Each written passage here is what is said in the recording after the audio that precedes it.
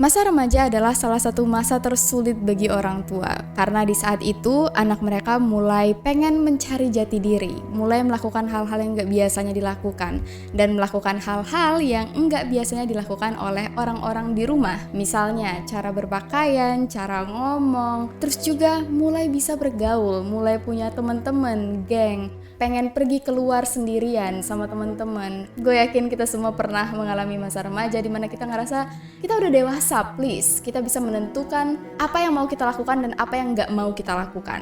Itu yang dirasakan oleh Lisa Frantes. Waktu itu dia pakai baju ke sekolah yang menurut pihak sekolahnya tidak pantas untuk dipakai ke sekolah. Dan semenjak itu dia disuruh untuk masuk bimbingan konseling dan dipertemukan dengan beberapa orang yang dianggap bisa mengatasi kenakalan anak-anak remaja. Lisa ngerasa, orang dewasa tuh nggak paham. Pihak sekolah tuh cuma taunya belajar. Emangnya pihak sekolah ngerti, peduli kalau selama ini dia dibully, kalau selama ini dia ngerasa nggak cocok bergaul dengan anak-anak di sekolah. Nggak tahu kenapa Lisa merasa dia tuh beda daripada cewek-cewek lain. Dan Lisa serius, dia pengen mencari jati dirinya. Waktu masuk bimbingan konseling, Lisa bertemu dengan salah satu siswa yang bernama Erin Itura. Erin adalah salah satu anak didik dari seorang wanita bernama Mary Thompson yang biasa dikenal sebagai gang mom. Apa sih gang mom? Oke, jadi waktu itu di tempat Lisa tinggal, yaitu di Oregon. Salah, di Eugene. Waktu itu, kota di tempat Lisa tinggal, yaitu Eugene, lagi marak-maraknya digandrungi oleh anak-anak geng. Tapi ini bukan tipe geng yang dulu sering kita lihat di sekolah. Ini bener-bener geng anak-anak yang ngumpul di luar untuk merencanakan banyak banget tindakan kriminal. Mulai dari pencurian, perampokan, sampai transaksi narkoba. Begitu ikut kelas konseling ini, bukannya malah menjauhi, Lisa malah ikut menjadi salah satu anggota geng 70 Hoover Crips. Cara untuk masuk ke dalam geng ini luar biasa sulit. Waktu itu Lisa disuruh untuk berbaring di sebelah kobaran api. Dan selama 74 detik dia harus rela dipukuli oleh anggota geng lainnya yang sudah resmi. Lisa nggak peduli kalau kata orang geng itu jahat. Menurut Lisa, ini adalah keluarga. Akhirnya dia punya keluarga yang dia inginkan, impikan. Dan orang-orang di situ benar-benar menghargai dia. Dan pada tanggal 3 Oktober 1994, Lisa menelpon seseorang. Halo? Erin ada di situ nggak? Oh, lagi sibuk. Ya udah nggak apa-apa. Lisa langsung tutup telepon. Lisa angkat lagi telepon dan dia masukin nomor baru. Erin ada di rumah. Tadi adiknya yang ngangkat. Oh, oke. Lisa tutup lagi teleponnya. Dia angkat lagi gagang telepon dan dia masukin nomor baru. Dengan enteng, Lisa bilang, "It's a go." Ini adalah salah satu kasus yang menurut gue sangat menyakitkan. Dan juga sebagai bukti nyata bahwa terkadang yang kita lihat beda dengan aslinya. Enggak adil, tapi memang sangat mudah bagi seseorang untuk merusak kehidupan orang lain. Kasus kita kali ini lumayan panjang, karena gue juga mohon maaf baru bisa recording lagi karena ada beberapa situasi yang mengharuskan untuk istirahat sebentar. Gue juga udah kangen banget rekaman. So, tanpa berlama-lama lagi, langsung aja kita masuk ke cerita. Welcome to Ruang Gelap.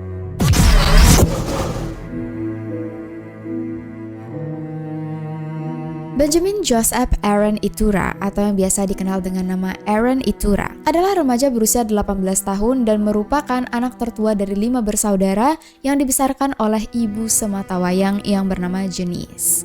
Peran Erin di keluarga ini benar-benar penting karena dia adalah satu-satunya laki-laki di situ dan juga anak pertama. Ayah Erin sebenarnya masih hidup. Ayahnya adalah salah satu suku asli Amerika yang biasa disebut dengan suku Indian, tapi karena ada beberapa masalah konflik, ayahnya terpaksa untuk mengasingkan diri dengan sukunya sendiri. Semenjak itu, Erin benar-benar menjadi tulang punggung bagi ibunya. Bukan berarti Erin harus kerja untuk menghidupi keluarganya, tapi semacam menjadi sosok ayah di keluarga itu. Janice bersyukur banget dia melahirkan Erin. Janice bilang, kalau ada satu hal yang paling dia syukuri di dunia, itu adalah melahirkan Erin. Janice dan Erin deket banget dan Erin tumbuh menjadi anak yang penuh kasih sayang dan juga sangat baik hati. Berhubung bapaknya asli suku Indian, badan Erin besar banget, tinggi, kekar, dan jauh lebih besar daripada anak-anak sepantarannya. Erin juga sangat melindungi adik-adiknya, meskipun adik-adiknya ini berasal dari ayah yang berbeda. Kadang-kadang Janice merasa bersalah, Erin harus dewasa sebelum waktunya. Tapi Janice berusaha semaksimal mungkin untuk memberikan Erin yang terbaik. Anak-anaknya harus dapat pendidikan terbaik, harus bisa hidup dengan bahagia normal kayak anak-anak biasanya. Gak apa-apa, soal biaya biar Janice yang tanggung. Setiap harinya, Janice bekerja di 2 tempat. Dan dalam satu hari, Janice cuma tidur sekitar 4-5 jam.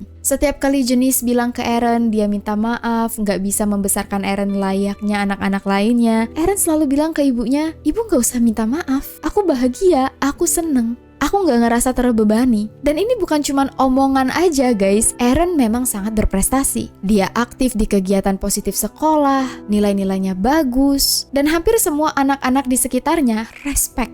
Karena meskipun badan Aaron besar, dia nggak pernah ngebully anak-anak yang lain, justru melindungi. Mungkin ini yang membuat Aaron dipilih menjadi salah satu anak yang diminta untuk menghentikan kegiatan geng remaja di sekitar. Dengan semua aktivitas, kontribusi, dan prestasi yang Aaron miliki, bisa dibilang masa depannya juga sudah terjamin. Tapi sayangnya, nasib berkata lain. Pada tanggal 3 Oktober 1994, Janice yang baru aja tidur sejam, sekitar jam 10 malam, dengar suara rintihan. Janice nggak kaget, nggak khawatir, karena Janice tahu, hampir setiap hari Aaron selalu lupa matiin TV di ruang tamu. Janice langsung keluar dari kamar, dia ke ruang tamu untuk matiin TV.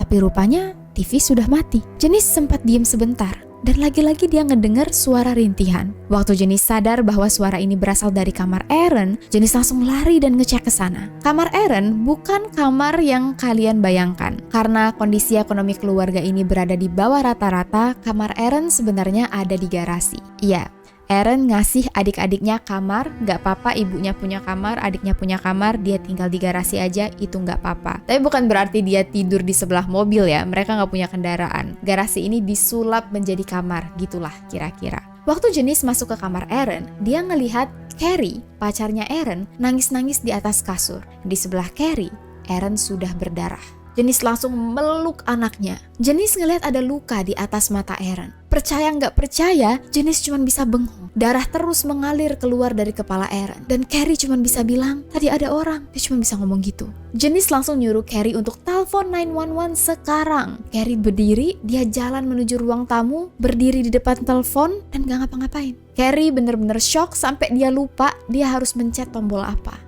Untungnya adik-adik Aaron pada bangun. Mereka langsung ngerubungin dan nanya, "Ibu, Aaron kenapa? Aaron kenapa?" Janice langsung nyuruh salah satu adik Aaron yang bernama Maya untuk bawa telepon ke kamar itu. "Tarik aja, cepet, ibu mau nelpon 911. Dan waktu itulah Janice sadar bahwa di bagian belakang kepala Aaron juga bocor.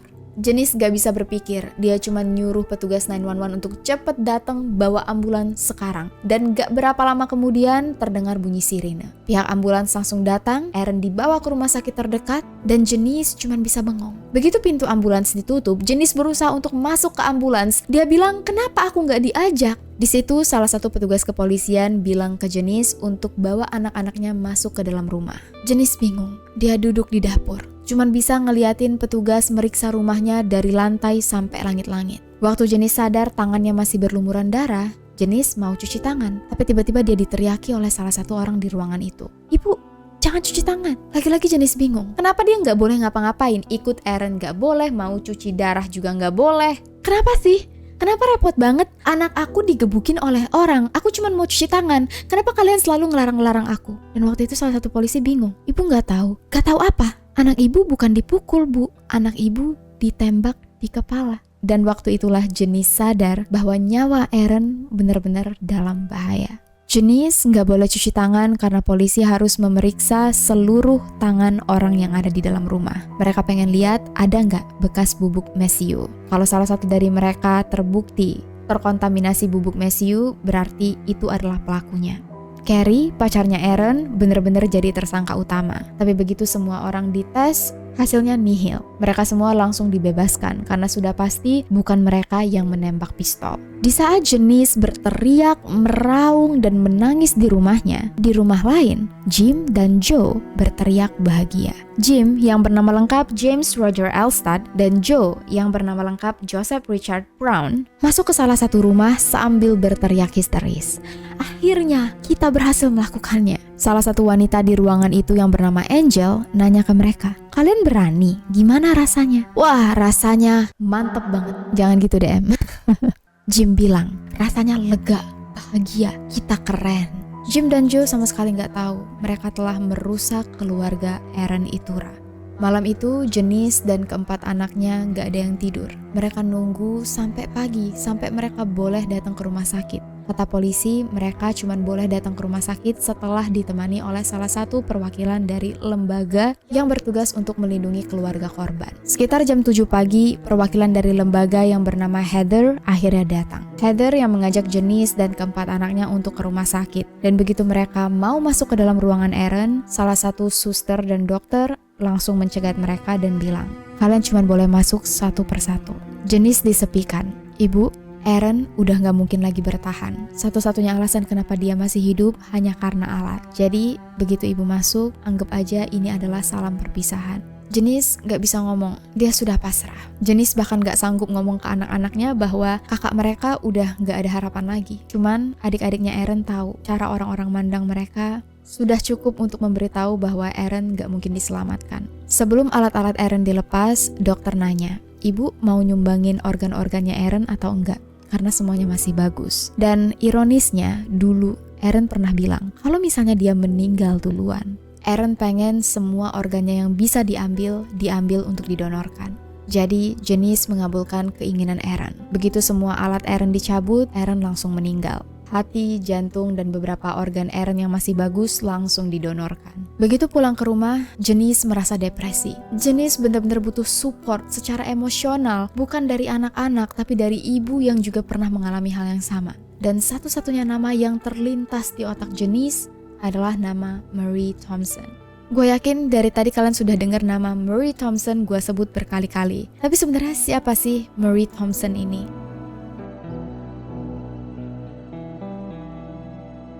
Marie Thompson yang biasa dikenal dengan sebutan Gang Mom atau Mak Gang adalah ibu yang menyuarakan kekhawatirannya terhadap kenakalan remaja yang ikut-ikutan geng. Marie punya satu anak yang bernama Boo. Dulu, Boo adalah anak yang sangat baik, sopan, penurut, tapi semuanya berubah saat Boo tiba-tiba menjadi salah satu anggota geng. Disitulah Marie sadar bahwa perlu ada seseorang yang menyuarakan kekhawatiran dan mulai membentuk kelompok anti-geng. Kalau nggak ada satu orang pun yang mau melakukannya, Marie bersedia. Dia melakukan semua ini untuk menghindari ibu-ibu dari keluarga-keluarga lain mengalami hal yang sama seperti apa yang dia alami. Kalau biasanya orang melawan itu dengan cara berantem, Marie punya pendekatan yang berbeda. Bukannya memarahi anak-anak geng, Marie justru berusaha untuk merangkul anak-anak ini. "Ayo, kalian-kalian yang ikut-ikut geng, sini, aku tampung apa yang kalian cari." Marie berusaha untuk mendidik anak-anak ini secara pelan-pelan. Dengan harapan, kalau anak-anak ini mulai percaya, menganggap dia sebagai ibu mereka, anak-anak ini mulai bisa diluruskan kembali. Cara yang menurut gua jitu, pinter, bagus. Mungkin karena Marie tahu, anak remaja semakin dilarang semakin berontak. Jadi caranya adalah dengan kasih sayang. Dirangkul, diajak baik-baik secara perlahan-lahan. Dan trik Marie sangat berhasil. Marie dipercayai oleh anak-anak geng. Anak-anak geng sering banget ngumpul di tempat dia. Diajarin yang baik-baik. Dan kadang-kadang Marie tahu rahasia-rahasia anak-anak geng ini. Itulah kenapa Marie juga bekerja sama dengan polisi. Pihak kepolisian suka banget dengan Marie. Mereka ngerasa kalau ada tindakan kejahatan, apapun yang menyangkut dengan geng, mereka bisa langsung ngubungin Marie, telepon dan nanya, "Marie, kamu tahu nggak soal kasus yang ini?" "Oh iya, kayaknya anak-anak itu ya." Jadi pihak kepolisian tuh semacam punya jembatan dan Marie adalah jembatannya. Anak-anak geng percaya Marie nggak mungkin cepu. Dan pihak polisi percaya Marie melakukan semua ini karena ingin melindungi kota, melindungi anak-anak. Jadi Marie mesti pinter-pinter main di dua sisi. Dan Marie secara personal adalah orang yang merekrut Aaron untuk menjadi salah satu anggota anti-geng. Aktivis andalan Marie adalah Aaron. Marie sendiri yang datang ke rumah Janice untuk minta tolong ke Janice. "Mau nggak anak kamu aku ajak jadi salah satu anggota aktivis?" Dan Aaron sangat senang. Janice juga sangat senang karena dia ngerasa ini adalah kesempatan bagi Aaron untuk berkontribusi dalam komunitas. Makanya yang ada di pikiran Janice waktu itu adalah nama Marie. Makanya Janice langsung ngambil telepon, dia telepon Marie. Tapi Marie nggak ngangkat. "Janice, kalau kamu dengar pesan suara aku, please telepon aku sekarang. Kamu pasti sudah tahu tentang kabar Aaron. Aku benar-benar butuh kamu." Sehari penuh, Janice nunggu. Dia nunggu Marie nelpon. Tapi Marie nggak nelpon sama sekali. Janice nelpon berkali-kali, ninggalin pesan suara sebanyak-banyaknya. Tapi nihil. Marie sama sekali nggak ngehubungin dia. Janice benar-benar kecewa. Bahkan saat pemakaman Aaron, Marie juga nggak datang. Kok bisa? Orang yang ngajak anak aku untuk masuk ke komunitas anti geng-gengan justru sekarang hilang. Waktu itu Janice nggak tahu bahwa Marie sebenarnya lagi sibuk. Sibuk banget gara-gara berita Aaron meninggal. Pagi itu, salah satu petugas kepolisian langsung ngetok rumahnya. Marie tahu polisi butuh bantuan. Polisi menjelaskan bahwa cara Aaron dibunuh sudah pasti hampir bisa dipastikan adalah ulah geng atau ulah pembunuh bayaran.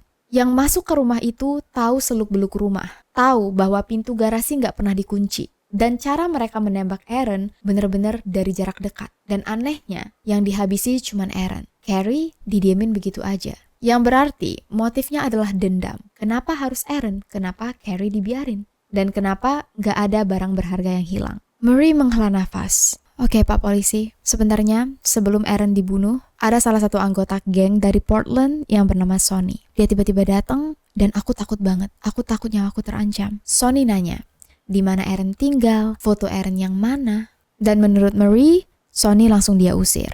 Pihak kepolisian langsung mencatat, Sonny dari Portland. Ini adalah petunjuk pertama mereka. Sebelum si polisi pulang, Marie nanya, Pak Polisi sebentar. Kalian sudah tahu pistol tipe apa yang menembak Aaron? Seharusnya polisi nggak ngasih tahu hal-hal detail kayak gini ke orang biasa. Tapi karena pihak kepolisian sangat percaya dengan Marie yang sudah membantu mereka berkali-kali, polisi ini jujur. Belum. Kami belum punya petunjuk. Oke kalau gitu Pak, semoga kasus ini cepat terungkap ya. Tapi nggak butuh waktu lama, sampai akhirnya kebohongan Marie mulai terungkap. Pihak kepolisian langsung mengadakan pencarian. Siapa itu Sonny yang dimaksud oleh Marie? Mereka cari nama Sonny di anggota geng yang ada di Portland. Tapi setelah dilakukan investigasi secara menyeluruh, tidak ada satupun orang bernama Sonny yang mereka cari. Ciri-ciri yang diberikan oleh Marie nggak cocok dengan satu orang pun di sana. Dan di sini polisi yakin mereka nggak bisa nemuin Sonny bukan karena mereka nggak mampu dan nggak ahli. Tapi karena memang Sonny yang dimaksud oleh Marie nggak pernah ada. Karena sekarang Marie ketahuan bohong. Para petugas polisi yang biasanya mengurusi masalah kenakalan remaja, geng, dan juga narkoba berpikir kayaknya Marie bohong karena dia berusaha untuk melindungi dirinya sendiri. Tapi bagi salah satu polisi yang bernama Jimmy Codd yang memang biasanya bertugas dalam mengurusi kasus pembunuhan, bisa jadi Marie berbohong karena memang Marie bukanlah sumber yang bisa dipercaya. Semua anggota polisi lain langsung bilang ke Michaud, enggak Michaud, Marie pasti bohong karena dia berusaha untuk melindungi dirinya sendiri. Pasti dia banget, ini orang kayaknya bahaya.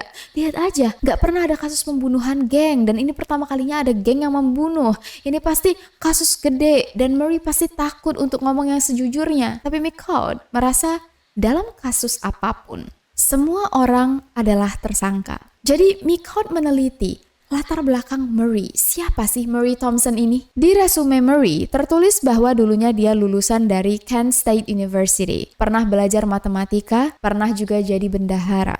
Marie juga nulis dia pernah menjadi field investigator, sebutan untuk masyarakat sipil yang bekerja sama dengan polisi untuk mengumpulkan informasi di lapangan. Michaud mulai dari hal-hal kecil dulu. Dia telepon Kent State University untuk nanya, beneran gak sih Marie lulusan sana? Michaud kaget. Ternyata Marie juga bohong. Michaud nanya ke pihak kepolisian yang katanya pernah mengangkat Marie sebagai field investigator. Ternyata Marie bukan diangkat sebagai field investigator, tapi dia adalah masyarakat yang datang ke polisi untuk minta imbalan kalau dia bisa memberikan informasi. Jadi ibaratnya kalau misalnya gue tahu informasi penting tentang sebuah kasus yang lagi diinvestigasi oleh polisi. Nah gue datang ke mereka dan gue bilang gue punya informasi nih, tapi kalian mau ngasih gue uang berapa? Nah itu yang dilakukan oleh Marie. Bukan berarti dia adalah field investigator. Setelah Michaud lihat-lihat lagi, gak tau kenapa wajah Marie kok nggak asing ya. Bukan karena Marie biasa tampil di TV sebagai geng mom, tapi karena Michaud pernah ketemu dengan Marie sebelumnya. Dari sinilah satu persatu masa lalu Marie mulai terungkap. Marie Thompson dulunya bernama Marie Faulkner, berasal dari Cleveland, Ohio. Marie Faulkner lahir pada tanggal 23 November 1954 di Ohio. Ibunya bernama Ethel yang sehari-harinya bekerja sebagai suster, sedangkan ayahnya bekerja sebagai tukang las. Waktu Marie lahir, dia sudah punya 3 kakak. Kakak laki-laki berusia 17 tahun yang bernama Joel, kakak perempuan berusia 16 tahun yang bernama Judy, dan kakak laki-laki berusia 13 tahun yang bernama Bobby. Sebagai anak terakhir, Marie sangat dimanjakan oleh ayahnya. Dan dari dulu Marie pelit banget. Sampai remaja Marie suka memberontak. Dan ada satu tragedi yang membuat keluarga ini benar-benar kacau. Di tahun 1967, Bobby minta tolong Joel untuk nganterin dia ke toko es krim tempat istrinya kerja. Begitu Bobby turun dari mobil, Bobby langsung menodongkan pistol dan menembak istrinya sendiri. Istri Bobby meninggal. Bobby masuk penjara dan Joel merasa bersalah karena dia yang nganterin Bobby ke toko itu. Joel merasa meskipun dia bukan pelakunya, tapi dia adalah salah satu orang yang bertindak dalam kejadian ini. Semenjak Bobby ditangkap, ayah mereka sakit-sakitan dan gak lama kemudian meninggal. Joel makin merasa bersalah. Joel berusaha untuk menghabisi dirinya sendiri dengan pistol. Tapi usahanya gagal. Joel berhasil diselamatkan, tapi meskipun dia hidup, dia lumpuh dari pinggang ke bawah. Saat semua orang berduka, cuman Marie yang gak sedih. Ya udah, ayah kita udah meninggal, diemin aja udah. Kalau kita masuk penjara ya udah masuk penjara. Joel sakit-sakitan ya udah sakit-sakitan. Meskipun Marie sebenarnya gak peduli dengan anggota keluarganya, tapi dia bisa banget pura-pura jadi kayak orang paling suci di keluarga itu. Ibunya mengira Marie ini adalah anak yang sangat baik. Anak yang peduli terhadap sesama. Padahal dari belakang, Marie menggunakan kartu kredit ibunya sendiri tanpa izin. Waktu itu ibunya masuk rumah sakit, Marie mulai nulis cek palsu atas nama ibunya. Bahkan perabotan di rumah ibunya satu persatu dijual. Begitu masuk masa-masa dewasa, Marie mulai nggak terkontrol. Marie sempat masuk kuliah, tapi dia ngerasa kayaknya sekolah tuh bukan keahlian aku deh. Jadi dia drop out. Setiap hari, Marie bakal ngumpul dengan geng motor. Party seharian. Pakai obat-obatan terlarang. Tapi anehnya nih, meskipun Marie jahat ke manusia, Marie baik banget ke anjing. Marie sayang banget dengan anjingnya. Pernah suatu hari waktu Marie lagi party, setengah sadar setengah enggak, dia ngelihat anjingnya keluar berantem dengan anjing lain. Karena takut anjingnya kenapa-kenapa, Marie langsung lari ngejar anjingnya di jalanan. Marie nggak sadar bahwa waktu itu dia lagi nggak pakai busana sama sekali. Jadi tetangga langsung telepon polisi. Ada orang gila lari-lari tanpa busana di tempat mereka. Marie masuk polisi. Masuk polisi mana tuh? Marie ditangkap polisi maksudnya. Waktu ditanya oleh polisi, Marie bukannya jujur. Dia justru bilang ke polisi, sebenarnya saya nih diperkaos oleh lebih dari 10 laki-laki makanya saya lari ke jalanan. Iya, kalian gak salah dengar guys. Marie bohong. Tapi waktu itu siapa yang mengira ada wanita yang mau bohong kayak gini? Seluruh anggota geng motor itu ditangkap dan diadili sebagai pelaku pemerkosaan. Di pengadilan, Marie nangis-nangis. Semua orang berduka, semua orang berusaha untuk mensupport Marie. Kamu jangan sedih, ayo bangkit. Marie dikenal oleh seluruh orang sebagai wanita yang malang. Saat semua orang yakin ini pasti seluruh laki-laki geng motor bakal dihukum, tiba-tiba kakaknya Marie muncul di pengadilan. Kakaknya yang bernama Judy. Di hadapan hakim, juri, dan saksi-saksi, Judy bilang, aku gak percaya dengan adikku. Adikku ini pembohong besar. Dari kecil dia udah biasa bohong. Hal-hal kecil, hal-hal besar selalu bohong. Aku gak tahu apa yang terjadi di malam itu, tapi aku yakin banget Marie berbohong. Setelah dilakukan investigasi ulang dan juga berhubung semua tersangka yang dituduh Marie sebagai pemerkaos enggak mengaku melakukan kesalahan sama sekali, pihak pengadilan menyatakan bahwa para tersangka tidak bersalah. Apakah Marie malu? Malu banget. Marie pindah ke kota Wolf Creek. Tapi apakah Marie jera? Marie justru menyadari bahwa dia punya keinginan untuk terkenal. Dan Marie bakal melakukan apapun untuk bisa dipandang bagus dan terkenal di kalangan masyarakat. Begitu sampai di Wolf Creek, Marie sudah dalam keadaan hamil. Gak ada yang tahu siapa yang menghamilinya. Marie bertemu dengan pria bernama Frank Willman. Pria yang lebih tua 31 tahun daripada dia. Dan mungkin Frank nggak bisa ngitung, nggak terlalu paham soal kehamilan juga. Soalnya waktu Marie bilang, Frank, yang aku kandung ini anak kamu, Frank percaya. Dan waktu Marie melahirkan dalam waktu kurang dari 6 bulan, Frank juga nggak curiga. Dia beneran mengira anak yang dilahirkan oleh Marie adalah anaknya sendiri. Anak ini diberi nama Beau Flynn. Bertiga, keluarga kecil ini sebenarnya hidup harmonis dan normal. Tapi Marie nggak bisa hidup normal. Karena masih menjadi pemakai, Marie tentunya berusaha untuk mencari obat-obatan. Tapi Marie licik. Saat Marie menjalin hubungan dengan para pengedar narkoba, Marie juga menjalin hubungan dengan polisi. Mulai tuh, satu persatu pengedar narkoba diadukan oleh Marie ke polisi dengan imbalan uang. Dan inilah pekerjaan yang ditulis oleh Marie di CV atau resumenya sebagai field investigator. Marie juga mulai belajar cara membuat methamphetamine. Dia jual ke orang-orang. dia distribusikan untuk orang lain untuk dijual. Dan sembari Marie menjual hasil karyanya, dia juga menyepukan tuh bahasa gak sih? Melaporkan ke polisi siapa aja nih yang kerja jual-jualin narkoba. Jadi Marie untung double dari hasil penjualan narkoba dan juga dari hasil imbalan polisi. Begitu kaya, Marie langsung ninggalin suami dan anaknya. Marie pindah ke kota lain. Pacaran dengan laki-laki lain yang disebut Tag, gua gak tahu ini nama atau sebutan. Terus Marie ngajak Tag untuk balik ke rumah Frank buat ngambil anak mereka, Boo. Dan Frank ditinggal sendirian. Udah dibohongi, ditinggal lagi. Hubungan Marie dengan Tag gak berlangsung lama. Kayaknya Tag sadar ini cewek gak beres. Marie yang kembali jomblo langsung balik lagi ke Frank. Minta maaf dan minta untuk kesempatan kedua. Frank setuju. Dan Marie mulai tuh bikin narkoba lagi. Ngelaporin teman-temannya di dunia narkoba ke polisi. Sampai suatu hari Marie ketahuan. Orang-orang di kalangan narkoba marah banget. Marie dibenci dan bisa dibilang dijadikan target untuk balas dendam. Marie yang licik langsung muter otak. Gimana caranya biar dia bisa selamat? Marie datang ke salah satu pihak kepolisian dan Marie bilang, polisi aku punya informasi penting. Tapi kalau aku kasih informasi ini ke kalian harus janji, kalian harus kasih aku identitas baru. Kalian harus bantu aku untuk dipindahkan ke kota lain. Karena nyawa aku dalam bahaya.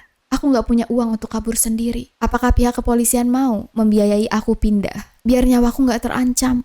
Usaha Marie berhasil. Marie dipindahkan ke Eugene. Di Eugene, Marie menikah lagi dengan pria bernama John Thompson. Dan dari sinilah nama Marie berubah menjadi Marie Thompson. Lalu Marie diterima bekerja sebagai sekretaris salah satu perusahaan. Gak lama setelah Marie kerja di perusahaan ini, bos Marie mulai menyadari bahwa duit yang tercatat masuk beda dengan duit yang ada.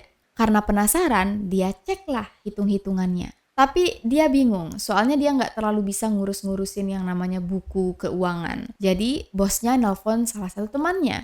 Halo, Jim McCoud ya? Ini aku, Brian, teman kamu. Masih inget nggak? Iya, Jim McCoud yang ditelepon oleh bosnya Marie adalah Jim McCoud yang lagi menginvestigasi kasus pembunuhan Aaron. McCoud inget banget, waktu dia mempelajari buku kas yang dikasih oleh Brian, McCoud langsung tahu tuh ada yang menggelapkan dana. Dan waktu ditelusuri, yang bermasalah adalah Marie. Waktu dikonfrontasi, awalnya Marie ngelak. Tapi begitu dikasih data-datanya, akhirnya Marie ngaku. Iya, memang aku yang menggelapkan uangnya. Jim McCoud waktu itu nanya ke Brian, gimana nih karyawan kamu mau dimasukin ke polisi apa gimana? Brian mikir, aduh ribet ya kalau lapor ke polisi. Udahlah, aku pecat aja langsung. Makanya di catatan Marie dia nggak pernah ada tindakan kriminal karena emang nggak dilaporkan. Tapi sialnya Marie, yang maksud gue untungnya Jim McCoud yang menangkap basah dia adalah Jim McCoud yang juga menginvestigasi kasus ini. Emang ya rencana Tuhan itu luar biasa. Waktu McCoud sadar, Marie Thompson ini adalah Marie Thompson yang dulu sempat menggelapkan duit temennya. McCoud langsung tahu, ini orang gak bisa kalian percaya. Marie dipanggil ke kantor polisi untuk ngasih informasi. Awalnya Marie tenang, karena dia udah kenal hampir semua polisi di situ. Tapi waktu Marie ngeliat wajah Jim McCoud, Marie diam. Dia masih ingat bahwa Jim McCoud adalah orang yang pernah mergokin dia. Sedangkan McCoud senyum. Halo Marie, sudah lama ya kita gak ketemu. Berkali-kali Marie dipanggil ke kantor polisi untuk diinterogasi. Ceritanya nih mulai kebuka sedikit demi sedikit. Marie cerita, oke, sebenarnya memang aku tahu sih sebenarnya siapa orang yang menghabisi Aaron. Nama mereka adalah Jim dan Joe. Di hari Aaron ditembak, Jim dan Joe datang ke rumah aku. Tapi waktu itu aku kirain mereka bohong. Jadi aku biasa-biasa aja. Mereka aku anterin pulang ke rumah. Jim duluan yang aku anter. Waktu mau nganter Joe pulang, Joe bilang dia pengen pergi ke sungai dulu. Aku gak tahu dia ngapain. Aku cuma nunggu di mobil, Joe keluar. Tapi kayaknya Joe ngebuang pistol deh. Tapi Pak Polisi waktu itu aku benar-benar gak tahu. Aku kira mereka cuma bercanda. Dan aku juga takut ngomong. Gimana kalau misalnya gara-gara aku ngomong, anak aku, Bu, tiba-tiba jadi target juga. Lagi pula Pak Polisi, Aaron dihabisi karena salah Aaron sendiri. Aaron cepu. Aaron bohong ke polisi. Makanya orang-orang dendam. Polisi langsung nanya, maksudnya gimana nih? Maksud kamu Aaron cepu itu gimana? Kenapa orang-orang dendam dengan Aaron? Marie cerita, oke Pak, jadi gini ceritanya. Beberapa minggu yang lalu, Aaron aku suruh untuk jagain anak aku Bu, supaya gak terlibat dengan perkelahian geng. Waktu itu Aaron, Boo, dan beberapa anggota geng duduk-duduk di minimarket. Ibaratnya kalau kita tuh kayak Indomaret, Alfamart lah. Terus ada pria dari geng lain yang datang ke situ. Terjadilah cekcok. Gak tahu gimana, Aaron bilang Boo menusuk pria ini. Padahal sebenarnya Boo nggak nusuk pria ini, Pak. Aaron bohong. Aaron sengaja mengkambing hitamkan Boo supaya dia bisa bebas. Makanya banyak anggota gengnya Boo marah dengan Aaron. Mereka dendam. Kayaknya Jim dan Joe juga merasa kesel. Makanya mereka menghabisi Aaron. Polisi langsung setoleh-tolehan. Jadi Mickout nanya, "Oh, kalau gitu bisa jadi nggak? Kamu yang sebenarnya menyuruh anak-anak ini untuk membalaskan dendam ke Aaron." Murray langsung marah. Meskipun berusaha mengelak, Murray tahu kali ini dia ketemu musuh yang sepadan. Mickout bener-bener nggak berhenti ngejar dia. Sembari diinterogasi, Murray mulai nyebut beberapa nama. Dia nyebut nama Angel, Larry, Wade.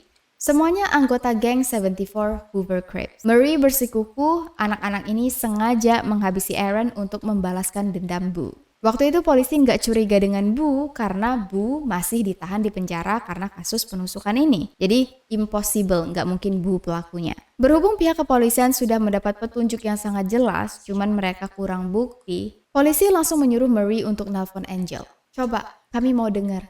Kamu coba dong kulik-kulik ada informasi apa dari Angel." Murray nggak bisa ngelak. Kalau dia ngelak ya berarti ada sesuatu yang harus dia tutupin, ya kan? Jadi Murray terpaksa ngambil telepon yang sudah disediakan. Murray telepon Angel. "Angel, kamu tahu nggak sih siapa yang sebenarnya menembak Aaron?" Angel jawab, "Lah, kan mereka kemarin langsung ke rumah kamu. Yang nembak sih katanya Jim. Si Joe cuma nemenin doang. Tapi dia juga sempat ngambil rokok dari dalam tasnya Carrie. Ya mereka langsung ke rumah kamu kan karena kamu suruh." Murray langsung cepet-cepet ngomong, "Aku kira kan mereka bercanda." "Iya sih," Angel bilang, "aku juga kira mereka bercanda, mereka kayak nggak mungkin berani, tapi ternyata mereka berani." Angel kedengeran bener-bener seneng, kayak nggak ada salah.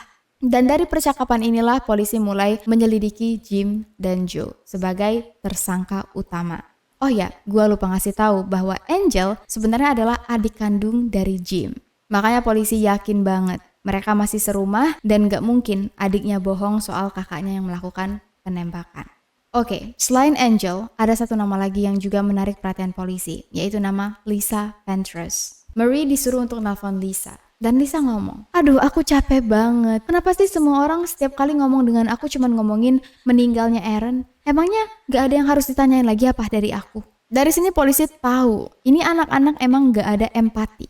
Mereka merasa Aaron memang berhak untuk dihabisi. Mickout juga sadar, semenjak Murray menjadi geng mom, jumlah kasus perampokan dan narkoba bukannya makin menurun, tapi makin naik. Dari semua bukti-bukti yang ada, pengakuan Angel, pengakuan Lisa, akhirnya polisi memutuskan untuk menangkap Jim dan Joe di tanggal 6 Oktober 1994.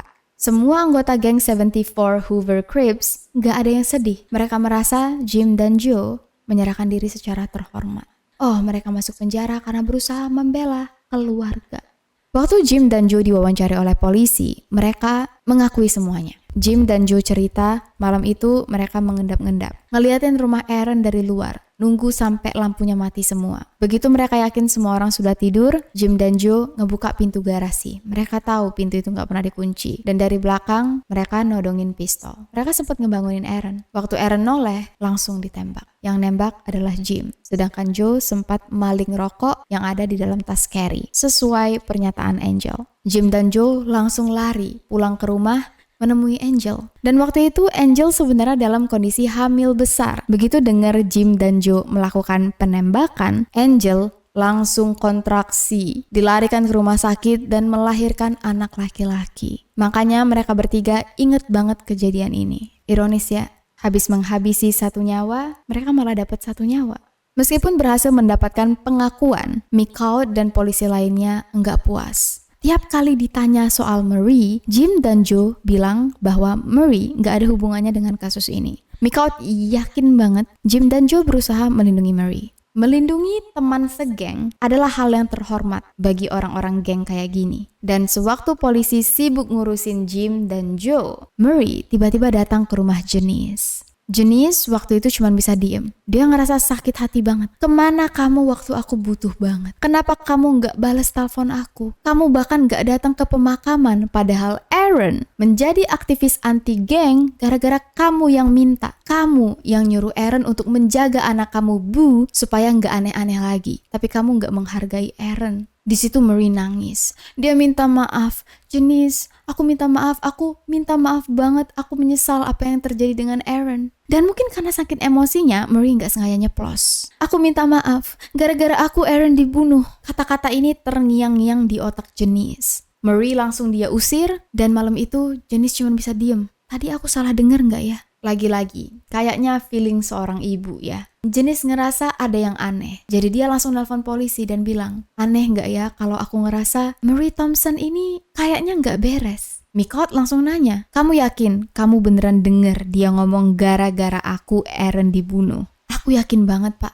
Aku yakin banget dia ngomong gitu. Sembari Micot mencari cara untuk menangkap Marie, persidangan Jim dan Joe berjalan. Jim yang mengaku menembak diberi hukuman 15 tahun di penjara. Sedangkan Joe yang mengaku menemani dan membuang pistol dihukum 10 tahun di penjara. Hukuman mereka ringan banget karena anak-anak ini masih di bawah umur. Orang-orang kira kasus ini udah selesai. Tapi dalam hati Micot janji, tinggal satu orang lagi. Aku harus tangkap satu orang ini. Kebetulan atau enggak, gara-gara Aaron meninggal, Aaron gak bisa menjadi saksi di persidangan Boo yang dikatakan melakukan penusukan. Gara-gara Aaron meninggal, gara-gara persidangan gagal, Boo dibebaskan. Karena gak punya pilihan, Micot menyarankan pihak kepolisian untuk melakukan penyadapan di telepon rumah Marie. Dan kalian tahu, dalam satu hari Marie bisa dapet 1000 telepon. Ini customer service bagaimana sih? Dari telepon yang keluar masuk ini, polisi langsung mendapatkan banyak banget informasi. Telepon pertama yang didengar oleh polisi adalah telepon dari Lisa untuk Boo. Mereka merencanakan perampokan. Gak cuma itu aja, mereka juga punya rencana untuk melakukan perdagangan senjata ilegal. Polisi ngedengerin nih, telepon mereka berkali-kali keluar masuk. Jadi waktu di hari H, waktu mereka mau melakukan penukaran dan pembelian ilegal ini, mereka langsung dikejar oleh polisi. Gak lama kemudian, telepon Marie berdenging. Kali ini Marie yang ngangkat. Dari seorang pria bernama Mark. Mark cerita ke Marie bahwa Boo lagi dikejar oleh polisi. Marie marah. Dia bingung, siapa nih yang ngadu ke polisi? Kok bisa ketahuan rencana kita? Dan dari sinilah terbukti bahwa Marie yang mengatur semua taktik. Marie adalah bos yang mengatur semua anak-anak ini untuk melakukan apa yang dia mau. Marie dan Boo sebenarnya adalah komplotan ibu dan anak yang bekerja sama melakukan perdagangan ilegal, mengajak anak-anak lain untuk melakukan perampokan, penjualan senjata ilegal, dan juga Marie lah yang menghasut semua anak-anak ini untuk menghabisi Aaron, untuk menyelamatkan anaknya. Begitu Marie ditangkap dan ditahan di penjara, Marie diperlakukan spesial. Ada banyak banget anggota di penjara itu yang dulunya adalah anak buah Marie. Jadi Marie mendapat perlakuan spesial. Dan satu-satunya orang di penjara yang benci banget dengan Marie adalah teman satu sel Marie yang bernama Christina. Christina jijik banget dengan Marie. Ini orang sok-sok pahlawan padahal penjahat. Dan Christina dengar sendiri. Marie ngomong gini, kalau aku ujung-ujungnya masuk penjara, ibunya Aaron juga harus mati. Marie bahkan nulis lagu, rap, tentang betapa dia membenci Aaron. Dan suatu hari dia bakal jadi kayak O.J. Simpson. Kalau kalian belum tahu kasus O.J. Simpson, silahkan scroll di ruang gelap. Gue udah pernah bahas lumayan rinci tentang kasus O.J. Simpson. Intinya O.J. Simpson yang dianggap sebagai tersangka berjalan bebas. Nah, Marie merasa pihak kepolisian lumayan deg-degan soal penangkapan Marie karena mereka takut bukti yang dikumpulkan belum cukup. Persidangan Marie dilakukan di bulan Juni tahun 1995.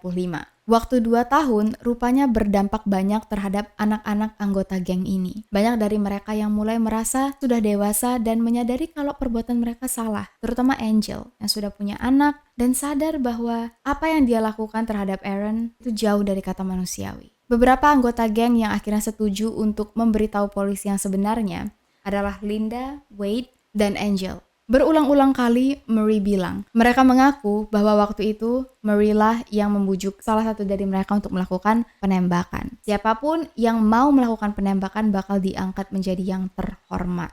pemberani, anggota penting di dalam geng. Setelah mereka semua bersaksi, di tanggal 17 Juli 1996, Marie Thompson dinyatakan bersalah. Dia mendapatkan hukuman seumur hidup di penjara. Begitu Janice keluar dari persidangan, merasa agak sedikit lega seenggak-enggaknya orang-orang yang bersalah berhasil ditangkap oleh polisi, Janice bertemu dengan Lisa Ventress, yang menelpon untuk memastikan Aaron di rumah untuk dibunuh. Kalian ingat kan? Di situ Lisa nangis sejadi-jadinya. Lisa minta maaf ke Janice dan dia nanya, apa yang bisa aku lakukan untuk menebus kesalahanku? Kalian tahu Janice jawab apa? Just live a good life. Mungkin Janice juga sudah capek. Mungkin dia juga sudah nggak mau lagi hidup dibayang-bayangi dengan kasus kematian Aaron. Ada satu fakta yang kayaknya gue lupa kasih tahu kalian. Kalian ingat kan petugas lembaga yang nemenin Janice ke rumah sakit untuk jenguk Aaron? Petugas ini yang bernama Heather sebenarnya ibu kandungnya Lisa. Waktu itu Heather sama sekali nggak tahu bahwa keluarga korban yang bakal dia temuin adalah korban dari kelakuan anaknya sendiri. Lisa nggak masuk penjara mungkin karena dia nggak ada andil secara langsung. Dia cuma sebagai pihak yang memastikan bahwa Aaron ada di rumah supaya Jim dan Joe bisa melakukan penembakan. Tapi bukan berarti Lisa nggak bersalah. Ya, kasus ini emang complicated. Dan entah kenapa gue merasa menjadi salah satu kasus yang mungkin cukup penting untuk dibicarakan. Karena kenakalan remaja mungkin bagi beberapa orang cuman hal-hal yang remeh, nggak terlalu berbahaya. Tapi kalau ada dalang-dalang yang memanfaatkan dan juga kenakalan ini tidak bisa diatasi oleh orang-orang sekitar, nyawa warga sekitar adalah taruhannya. Ini juga mungkin yang ditakuti oleh warga Jogja sekarang, marak kelitih. Sekarang kita cuma bisa berdoa dan berharap kondisi Jogja bisa aman, kasus-kasus kelitih mulai menurun, kalau bisa jangan sampai ada lagi. Lindungi orang-orang di sekitar kita. Sampai di sini dulu cerita kita pada kali ini. Thank you so much untuk kalian yang sudah nungguin Ruang Gelap, yang kemarin sempet DM, Kak ayo upload lagi, Kak kenapa belum upload? Maaf banget. Insya Allah kita bakal berusaha untuk update reguler rutin lagi seperti biasa. Tidak lupa juga gue ucapkan selamat beribadah puasa. Mudah-mudahan berkah dan amal kita di bulan ini diterima oleh Allah, dan selamat beraktivitas. I'll see you guys very soon in the next video. Lebih dan kurang gue mohon maaf. Thank you so much. Please stay safe, take care, and stay alive.